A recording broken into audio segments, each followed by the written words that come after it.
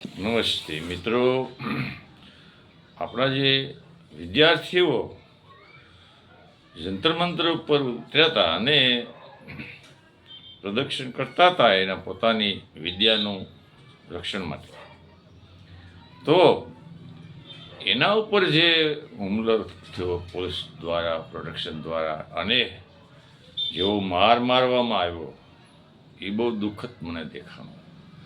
કેમ કે અમારા જમાનામાં જે કોંગ્રેસ સરકાર હતી તે જ્યારે આ સંમેલનમાં એવું થાય કે ભાઈ આપણે આનો વિરોધ કરવો, આની માંગ કરવી, ત્યારે આ જે સરકારથી આવી રીતે ન કરતા, બસમાં બિહારી અને ઉગમણી બાજુ ના હોય તેને આથમણી બાજુ મૂકી એવા 50 કિલોમીટર શેઠા બસું ભરી એમ બધું વેખી નાખતા. પણ લાકડીનો ઉપયોગ ન કરતા, હંટરનો ઉપયોગ ન કરતા, એવા અમારા જમાનાની મિલપા એવું 40 વર્ષ પહેલાંની વાત છે. તો આજે હું જોઈ રહ્યો છું અને એ સમયની મિલપા જે એમાં બહુ ફેર છે મિત્રો. કેમ કે તઈ